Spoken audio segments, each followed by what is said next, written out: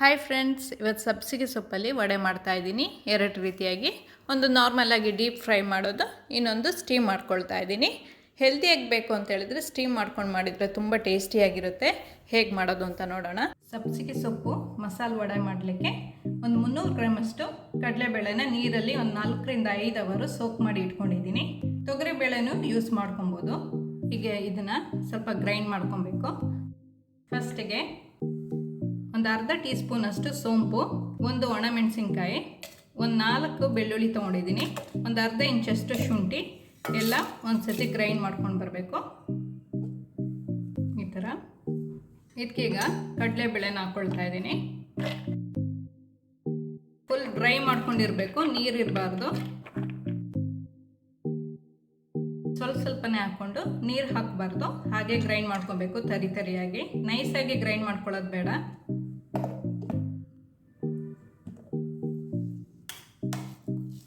ಈ ಥರ ತರಿಯಾಗಿ ಗ್ರೈಂಡ್ ಮಾಡ್ಕೊಬೇಕು. ಒಂದೊಂದು ಬೇಳೆ ಗ್ರೈಂಡ್ ಆಗಿಲ್ಲ ಅಂದರೂ ಪರವಾಗಿಲ್ಲ, ಇದೇ ಥರ ಎಲ್ಲ ಗ್ರೈಂಡ್ ಮಾಡ್ಕೊಬೇಕು. 1 ಟೀ ಸ್ಪೂನ್ ಅಷ್ಟು ಉಪ್ಪು ಹಾಕ್ಕೊಳ್ತಾ ಇದ್ದೀನಿ. 2 ಸಣ್ಣದಾಗಿ ಕಟ್ ಮಾಡಿರೋ ಈರುಳ್ಳಿ,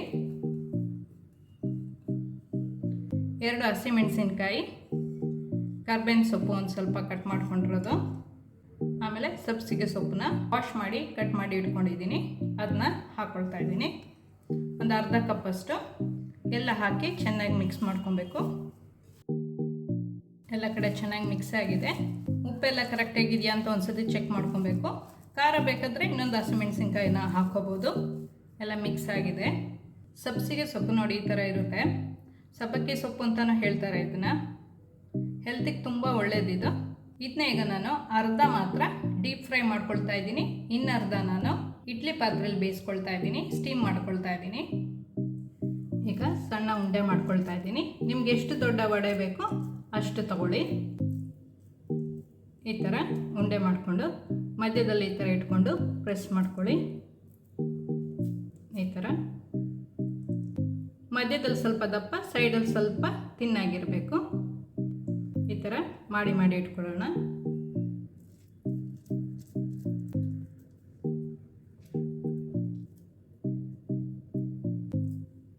ಈ ಥರ ಎಲ್ಲ ಮಾಡಿ ಇಟ್ಕೊಬೇಕು. ಒಂದು ಅರ್ಧ ಲೀಟ್ರ್ ಎಣ್ಣೆನ ಬಿಸಿ ಆಗಲಿಕ್ಕೆ ಇಟ್ಕೊಂಡಿದ್ದೀನಿ. ಎಣ್ಣೆ ಚೆನ್ನಾಗಿ ಬಿಸಿ ಆದಮೇಲೆ ಒಂದು ಮೀಡಿಯಂ ಫ್ಲೇಮಲ್ಲಿ ಇಟ್ಕೊಂಡು ಒಂದೊಂದೇ ವಡೆನ ಹಾಕ್ಕೊಳ್ಳೋಣ.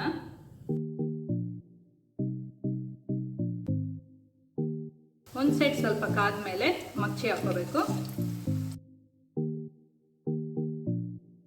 ಹಾಕಿದ ತಕ್ಷಣ ಮಗ್ಚಿ ಹಾಕ್ಲಿಕ್ಕೆ ಹೋಗಬೇಡಿ, ಪುಡಿ ಪುಡಿ ಆಗೋ ಚಾನ್ಸಸ್ ಇರುತ್ತೆ.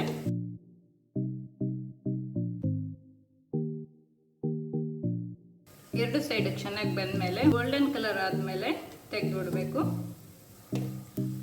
ಎರಡು ಕಡೆನೂ ಚೆನ್ನಾಗಿ ಬೆಂದಿದೆ. ತೆಗೆಯೋಣ.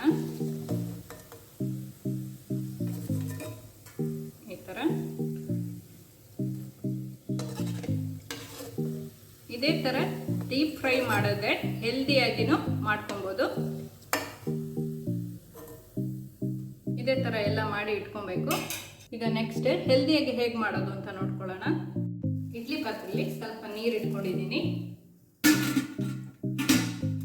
ಈಗ ಇಡ್ಲಿ ಸ್ಟ್ಯಾಂಡ್ ಇಟ್ಕೊಂಡು ಒಂದೊಂದೇ ವಡೆನ ಇಟ್ಕೊಳ್ಳೋಣ.